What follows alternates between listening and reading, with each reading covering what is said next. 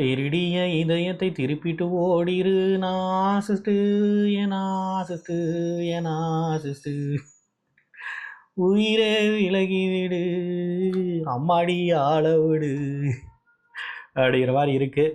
So அந்த no contact வந்ததுக்கப்புறம் வந்து அதுக்கிட்ட வந்து பலவிதமான பிரச்சனைகள் அதுக்கிட்ட வரும். அதெல்லாம் ஃபேஸ் பண்ணி வெளில வந்தாலும் கூட நாம் ஹீல் ஆகிறதுக்கான விஷயங்களில் பலவிதமான பிரச்சனைகள் அப்படிங்கிறது இருக்குது. நோ கான்டாக்ட் வந்ததுக்கப்புறம் தான் உண்மையான ஒரு ஸ்ட்ரகிள், உண்மையான ஒரு பேட்டில் அப்படிங்கிறது, ஒரு பெரிய மன போராட்டம் அப்படிங்கிறது ஸ்டார்ட் ஆகுது. ஸோ அதை பற்றிலாம் எப்படி ஹேண்டில் பண்ணுறது, அது என்ன பண்ணுறது அப்படிங்கிற விஷயத்தை பற்றி தான் இன்றைக்கி நம்ம பார்க்க போகிறோம். பார்த்துருமா? என்ன சார் கிளப்பிடு போட்டு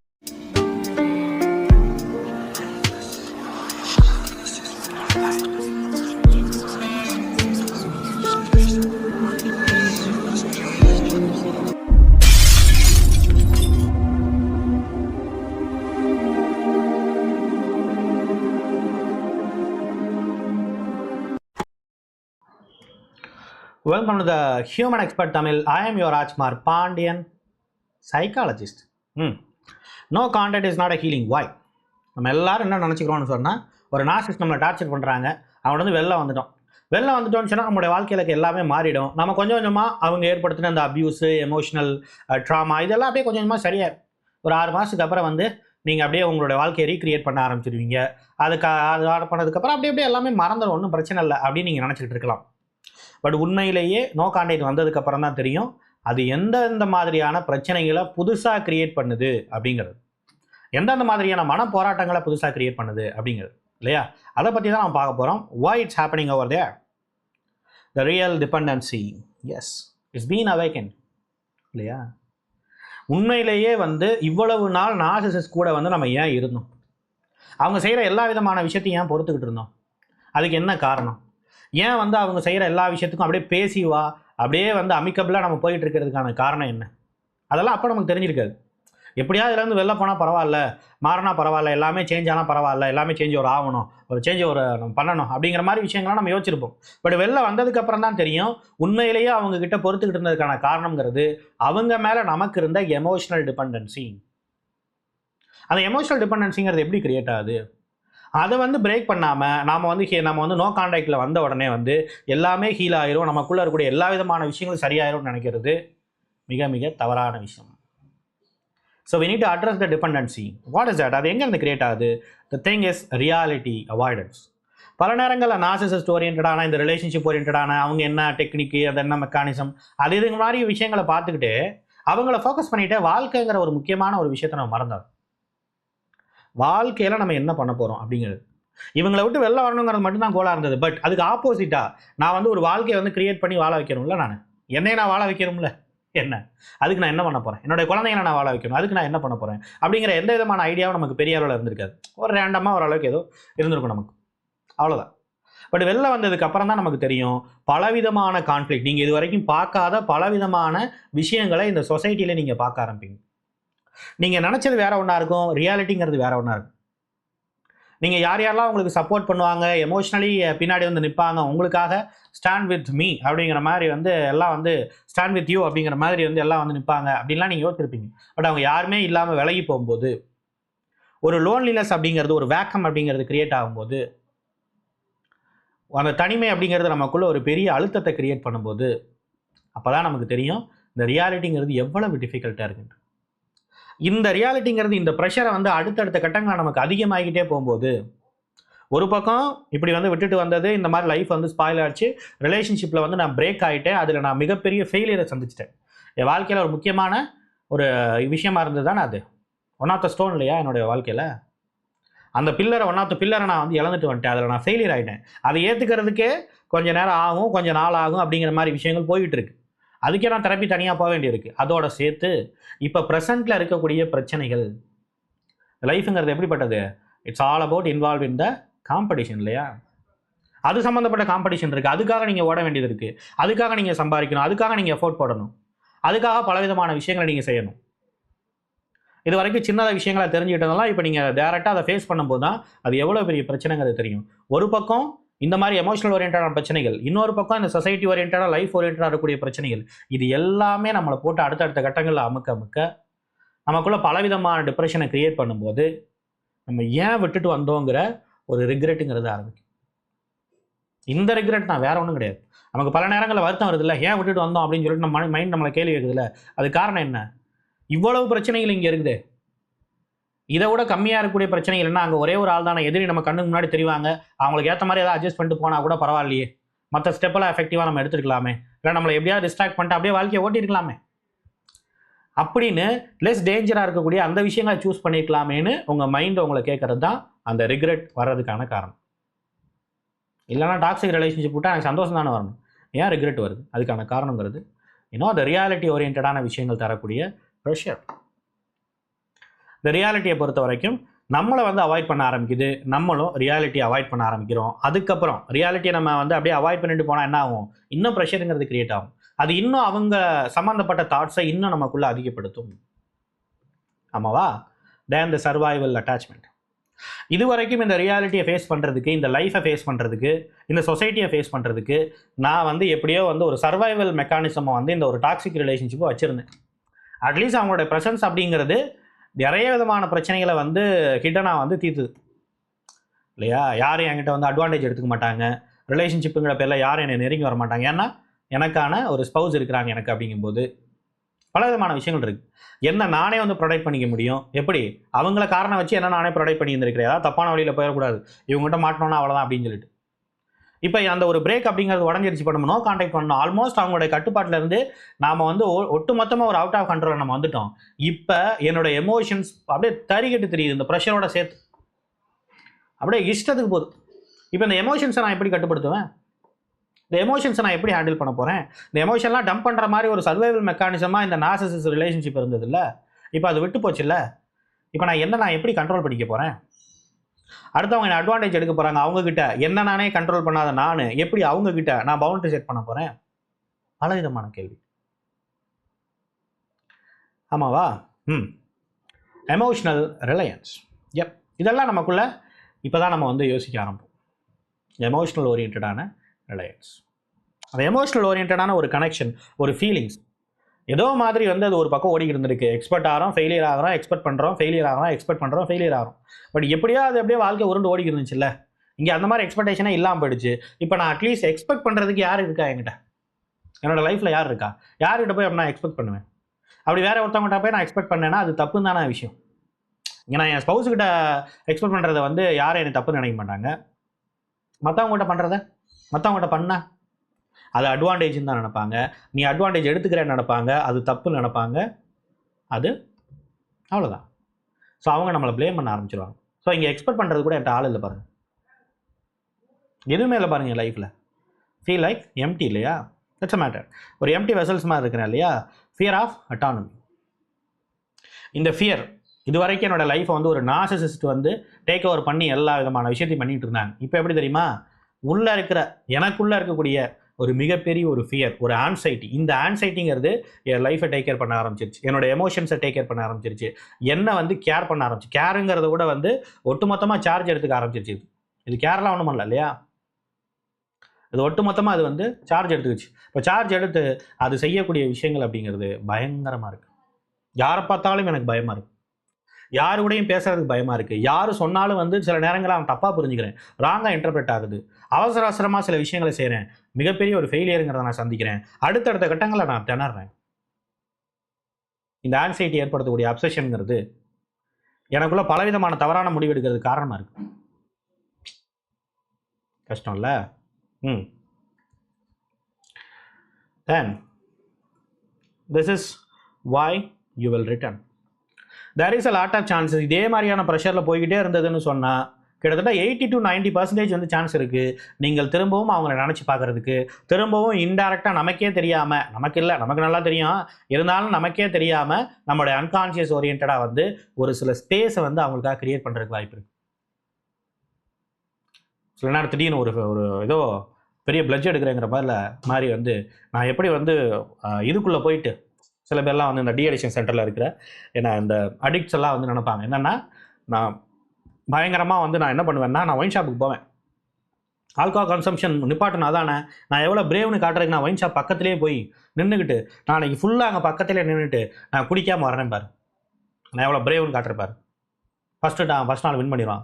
செகண்ட் நாள் இதே மாதிரி நான் பக்கத்தில் போய் நின்றுட்டு நான் வின் பண்ணுறேன் பாரு அப்படின்ட்டு இந்த மாதிரி சம்மந்தம் இல்லாத விஷயங்களை, தேவையில்லாத விஷயங்களை நாம் வந்து அப்படியே பிளட்ஜ் பண்ணிட்டு நான் எவ்வளோ கான்ஃபிடென்ட் காட்டுறேங்கிற பேரில் வந்து அவங்கள வந்து நம்ம அன்பிளாக் பண்ணுறது, அவங்ககிட்ட லாஜிக்கலாக நான் ஃபைட் பண்ணுறேன் பாரு, என் துரோகத்துக்கு நான் கேள்வி கேட்காம விட மாட்டேன். யாருக்கிட்ட போய் நீங்கள் கேள்வி கேட்க போகிறீங்க?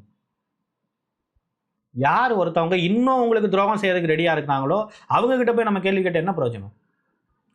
யார் ஒருத்தவங்களுக்கு இயல்பாகவே பிறப்புலையே அதை புரிஞ்சுக்கிறதுக்கான மனப்பக்குவங்கிறது இல்லையோ அவங்ககிட்ட கேள்வி கேட்டு நீங்கள் என்ன பண்ண போகிறீங்க? யார் ஒருத்தவங்க அந்த கேள்வியவே ஒரு அட்வான்டேஜாக எடுத்துக்கிட்டு எக்ஸ்பிளைன் பண்ணுறேங்கிற பேரில் உங்களோட லைஃப்பை திருப்பி ஸ்பாயில் பண்ண வருவாங்களோ அவங்ககிட்ட நீங்கள் கேள்வி கேட்டு என்ன பண்ண போகிறீங்க? ஒட்டு மொத்தத்தில் ஒரு நார்சிசிஸ்ட் மென்டல் ஒரு பர்சனாலிட்டி டிசார்டர் கிட்ட நீங்கள் கேள்வி கேட்டு என்ன பண்ண போகிறீங்க? அது ஒரு மென்டல் டிசார்டர் தானே அது. ஸோ அப்படி சம்மந்தம் இல்லாத விஷயங்களாம் நான் பிளட்ஜ் எடுத்துக்கிறேங்கிற பேரில் அப்படி பிளட்ஜ் எடுத்துக்கிட்டு சம்மந்தமே இல்லாத விஷயங்களை போய் நம்ம செய்ய ஆரம்பிப்போம். இது ஒரு ஸ்பேஸை வந்து அவங்களுக்கு கிரியேட் பண்ணும். அவங்களுக்கு அது ஒரு ஹோப்பை கொடுக்குற மாதிரி, திரும்பி அந்த ஹோப் ரீகெயின் ஆகிற மாதிரியான ஒரு விஷயங்கள்ங்கிறது வர ஆரம்பிக்கும். So this will happen. So there is something. So இந்த இன்னர் கான்ஃப்ளிக்ட் ஓரியன்டான விஷயங்கள்லாம் திருப்பி அவர்கள்ட்ட பேசுகிறதுக்கு நிறைய விதமான வாய்ப்புகளை அது கிரியேட் பண்ணி தரும். நமக்கே தெரியாது சிச்சுவேஷன் அப்படி ஆகிடுச்சுப்பா, என்னப்பா பண்ணுறது, வேறு வழி இல்லையே நம்ம சொல்லுவோம். ஆனால் சிச்சுவேஷன் அவாய்ட் பண்ணியிருந்துருக்கலாம். அதுக்கு முன்னாடியே நம்ம யோசிச்சிருந்தோன்னா அவாய்ட் பண்ணியிருந்துருக்கலாம். ஏன் நான் அவாய்ட் பண்ணலை? என்னால் ஏன் வந்து அந்த மாதிரி முன்னாடியே அந்த விஷயங்கள்லாம் யோசித்து என்னால் பண்ண முடியல? ஏன்னா ஒருத்தவங்க கிட்ட வந்து நான் வந்து ஒரு டேஞ்சரை வந்து ஃபேஸ் பண்ணியிருக்கேன்னு சொல்லும்போது அவங்கக்கிட்ட நான் எவ்வளவு வந்து ஒரு விஜிலண்ட்டாக இருக்கணும். நான் ஏன் இல்லை இதில்? ரைட். எப்படி இந்த அன்கான்ஷியஸாக இந்த மாதிரி ஒரு சிச்சுவேஷன் உருவாகிறதுக்கு என்னோடய மைண்ட் வந்து கோஆப்ரேட் பண்ணுது? அதுக்கான காரணம் எனக்குள்ள கூடிய இன்னர் கான்ஃப்ளிக்ட், அது கொடுக்கக்கூடிய ப்ரெஷர். ரைட். தென் த ஷேம் எஸ்கேப். இப்போ இந்த லைஃப் நான் தனியாக போய் இந்த பேட்டில் ஃபீல்டை வந்து நான் டேரெக்டாக போய் வந்து ஹேண்டில் பண்ணேன்னா, லைஃப் கூட போய் சண்டை போட்டேன்னா, சொசைட்டியை ஒரு கை பார்த்துடலாம், நமக்கு எப்படி அச்சீவ் பண்ண முடியாமல் நம்ம அச்சீவ் பண்ண முடியாமல் என்ன இருக்குது? ரிலேஷன்ஷிப்பில், சோஷியல் ரிலேஷன்ஷிப்பில் நான் பிச்சு உதறிடுவேன். எல்லாத்துக்கூட என்னால் ஈஸியாக பேச முடியும், நான் நல்லா கரெக்டாக கம்யூனிகேட் பண்ணுவேன், எல்லாத்துக்கூடயும் பவுண்டரி செட் பண்ணுவேன், ஒரு ரிவார்டிங் லைஃப் என்னோடய லைஃப்பை வந்து நான் வாழ்வேன் அப்படிலாம் நான் வந்து ப்ராமிஸ் பண்ணிட்டு போனேன்ல, என்னால் அதை செய்ய முடியலங்கும்போது எனக்குள்ள ஒரு விஷயம் வரும். பட் நான் மட்டும் இருக்கிறேன் லைஃப்பில், நான் டேரெக்டாக லைஃப் விஸ் மீங்கிற மாதிரி இருக்குது. லைஃப்பை நான் ஃபேஸ் பண்ணணும், என்னால் முடியல, ஃபெயிலியர் ஆகிக்கிட்டே இருக்கிறேன், நான் கீழே போய்கிட்டே இருக்கேன். இந்த ஷேம்லேருந்து நான் எஸ்கேப் ஆகிக்கணுங்கிறதுக்காக ஒருவேளை திருப்பி ஒரு நார்சிசிஸ்ட்க்கு வந்து சான்ஸ் கொடுக்கறதுக்கு வாய்ப்பு இருக்குது. ஒன்று அதே நார்சிசிஸ்ட் கிட்ட, இல்லை வேறு ஒரு நார்சிசிஸ்ட் கிட்ட, வேற ஒரு ராங் ரிலேஷன்ஷிப்பில் போகிறதுக்கு நிறைய வாய்ப்புகள் இருக்குது. இந்த ஷேம் எனக்குள்ள ஒரு அப்சஷனை கிரியேட் பண்ணும். இந்த அப்சஷன் யாரையும் வந்து பார்க்காம யாரோ ஒருத்தவங்க வந்து என்கிட்ட பழகினா போதுங்கிற மாதிரி டக்குன்னு ஒரு ரிலேஷன்ஷிப்பை கிரியேட் பண்ணி இந்த ஷேம்லேருந்து எஸ்கேப் ஆகிறதுக்காக அந்த மாதிரி ஒரு கோப்பிங் ஸ்ட்ராட்டஜியை என்னோடய மைண்டு பண்ண ஆரம்பிக்கிறதுக்கு நிறைய வாய்ப்பு இருக்குது. ஆமாவா? நீட் தட் ரெகுலேஷன் இல்லையா? இந்த ஷேம் என்னை போட்டு பயங்கரமாக பாடுபடுத்துது. ஒரு பக்கம் ஷேம், இன்னொரு பக்கம் ஆன்சைட்டி, இந்த லைஃப் ஓரியன்டாக வரக்கூடிய பலவிதமான எமோஷனல் இன்னர் கான்ஃப்ளிக்ட்ஸ். இதுலேருந்து என்னோடய எமோஷன்ஸை இப்போதைக்கு கொஞ்சம் ரெகுலேட் பண்ணுறதுக்கு எனக்கு வேற ஒரு பிரச்சனை தேவைப்படுது. அந்த பிரச்சனையை போட்டு கொஞ்சம் இதை விட ஒரு கம்மியாக இருக்க ஒரு பிரச்சனையை போட்டு ஏதாவது ஒன்று பண்ணிக்கிறேன் நான் அப்படிங்கிற மாதிரி நான் கோபம் பண்ணுறேங்கிற பேரில் நான் போய் எமோஷனலி ரெகுலேட் பண்ணுறதுக்காக திரும்பி வர்றதுக்கு ஒரு ஆப்பர்ச்சுனிட்டியை நான் வந்து மேக் பண்ணுறதுக்கு வாய்ப்பு இருக்குது. ரைட். அந்த ஐடென்டிட்டி வீக்னஸ் கொஞ்சம் கொஞ்சமாக என் லைஃப்பை ஃபேஸ் பண்ண அதில் நான் ஃபெயிலியர் ஆக அதில் சரியான ரெகக்னைசேஷன் எனக்கு கிடைக்காம போக எனக்குள்ளே என்ன கிரியேட் ஆக ஆரம்பிக்குது? வல்னரபிலிட்டி கிரியேட் ஆக ஆரம்பிக்குது. என்னுடைய வீக்னஸை நான் இப்போ அப்படியே நான் பார்க்குறேன். இப்போ இந்த வீக்னஸுக்கு யாரையும் நான் ப்ளேம் பண்ண முடியாது. இது என்னுடைய வீக்னஸ். இதை நான் சரி பண்ண ட்ரை பண்ணி நான் தோற்று போகிறதையும் நானே பார்க்குறேன். இப்போ இந்த விஷயங்கள்லேருந்து நான் எப்படி எஸ்கேப் ஆகிறது? என்னோடய ஐடென்டிட்டி அப்படிங்கிற ஒரு விஷயத்தை திருப்பி ரீபில்ட் பண்ணணும்னா ஒன்று எனக்கு ஏதாவது ஒன்று வேணும், நானே வந்து ரீபில்ட் பண்ண ஓனா. என்னால் பில்ட் பண்ண முடியலன்னா யாராவது ஒருத்தவங்களை வச்சு நான் ஐடென்டிட்டியை வந்து நான் ரீபில்ட் பண்ணிக்கிறேன். எனக்கு பிடிச்சது பிடிக்காதெல்லாம் நான் விட்டுறேன். நார்சிசிஸ்ட் மாதிரியான ஒரு ஆளை சூஸ் பண்ணி அவங்களுக்கு பிடிச்சது பிடிக்காத விஷயங்கள்லாம் நான் செய்ய ஆரம்பிக்கிறேன். அதுக்கு தான் நான் டிசர்வ் அப்படின்னு நானே எனக்குள்ள பலவிதமான கன்ஃபியூஷனில் போய் நான் திரும்பி வந்து அந்த பர்சன்கிட்ட ரிட்டர்ன் ஆகிறதுக்கு there is lot of chances.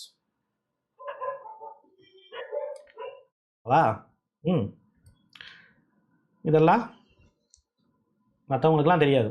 நமக்குள்ளே நடக்கக்கூடிய மெக்கானிசம். சில நேரங்கள் இது அன்கான்ஷியஸாக நடக்கிறனால நமக்கே கூட தெரியாமல் இருக்கும்.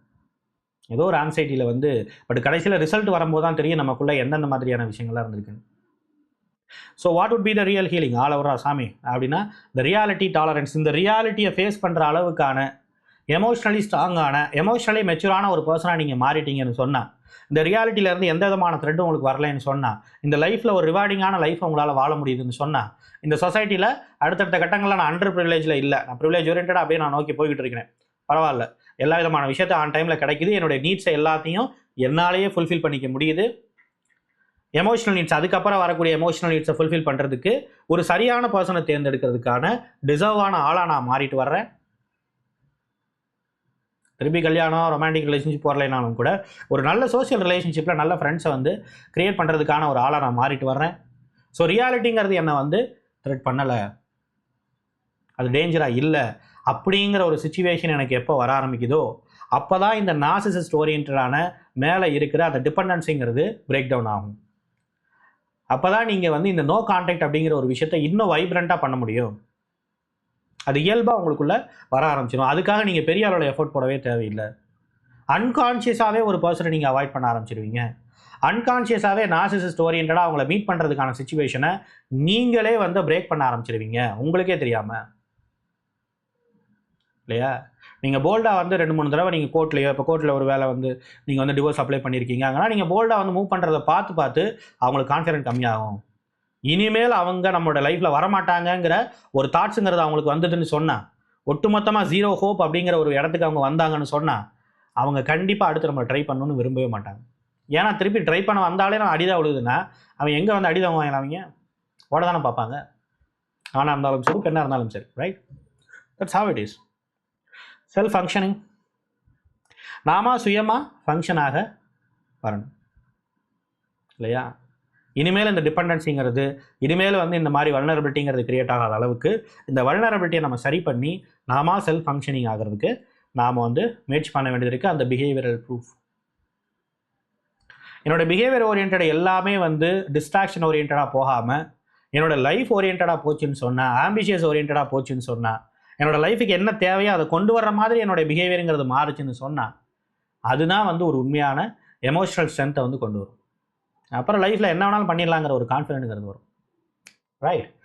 ஸோ ஓரளவுக்கு மேலோட்டமாக புரிஞ்சிருக்கும். இன்னும் இதை பற்றி டீப்பாக நீங்கள் தெரிஞ்சுக்கணும்னு சொன்னால், you can come for the individual therapy. Online therapy இருக்குது, தாராளமாக நீங்கள் ஒரு 1.5 hours அப்படிங்கிறது இப்போ வந்து நம்ம செஷன்ஸ் அப்படிங்கிறது கண்டக்ட் பண்ணிகிட்டு இருக்கோம். நீங்கள் ரெகுலராக தெரப்பி செஷன் அட்டன் பண்ணால் தான் அதில் ஏதாவது ஒரு பெனிஃபிட் இருக்கும். ஜஸ்ட் ஒரு டைம் வரதுனால எந்த பிரயோஜனமும் இல்லை. ரெகுலராக தெரப்பி செஷனுங்கிறது வீக்லி ஒன்ஸ் அப்படிங்கிறது இருக்க ஆரம்பிக்கும். அந்த ரெகுலர் கோர்ஸில் நீங்கள் சேர்ந்துட்டு நீங்கள் அட்டன் பண்ண ஆரம்பிங்க. It will be powerful. அது வந்து ஒரு நல்ல இம்பாக்டை கிரியேட் பண்ண, ஒரு நல்ல கிளாரிட்டியை வந்து கொடுக்கும். That's a matter. ஓகே, அதை பற்றி நீங்கள் யோசிக்கலாம். And group therapy, yes group therapy இருக்குது. இது சம்மந்தப்பட்ட விஷயங்களை பற்றி பேசுகிறதுக்கு, நம்ம இன்னர் ஒர்க் பண்ணுறதுக்கு, நம்ம என்னென்ன விஷயங்கள் அப்படிங்கிறத ஒரு எக்ஸ்போஷர் ஓரியன்டாக ஒரு ப்ராக்டிக்கலாக தெரிஞ்சுக்கணும் அப்படின்னா, நம்மளை மாதிரியே வந்து அடிபட்டு இருக்கிற எத்தனையோ சர்வைவர்ஸ் இருப்பாங்க.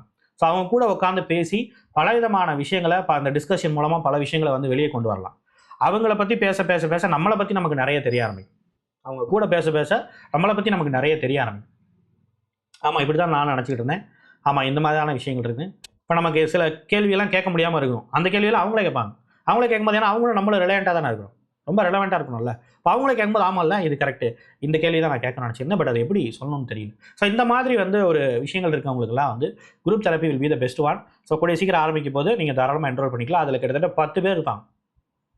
குரூப் தெரப்பியில் நம்மளுடைய தெரப்பிஸ்ட்டும் இருப்பாங்க அண்ட் 10 பேர் இருப்பாங்க. ஸோ சூப்பராக போகக்கூடிய ஒரு விஷயம். இந்த 2 விஷயம் உங்களுக்கு வேணும் அப்படின்னு சொன்னால், அதை பற்றியான டீட்டெயில்ஸ் அப்படிங்கிறது நம்மளுடைய அட்மின் நம்பர் டிஸ்கிரிப்ஷனில் இருக்குது. தாராளமாக நீங்கள் வாட்ஸ்அப் பண்ணலாம். முக்கியமாக வாட்ஸ்அப் பண்ணுங்கள், அது உங்களுக்கு கண்டிப்பான ஒரு கிளாரிட்டியை கொடுக்கும். That's a matter. ஓகே, அந்த டீட்டெயில்ஸ் அவங்க தருவாங்க. வேறு என்ன கதை, கிளம்புமா? Thank you so much from the human expert Tamil YouTube channel. I am your Rajkumar Pandian, psychologist. Narcissist ஓரியன்டான விஷயங்களை பற்றி நிறைய தெரிஞ்சுக்கணும்னு சொன்னால், அந்த ட்ராமாவிலேருந்து வெளில வரணும்னு சொன்னால், தொடர்ந்து நம்மளுடைய சேனலை வந்து ஃபாலோ பண்ணுங்கள். என்னங்கிறது உங்களுக்கு நல்ல ஒரு கிளாரிட்டிங்கிறது கிடைக்க ஆரம்பிக்கும். ஆமாம், that is what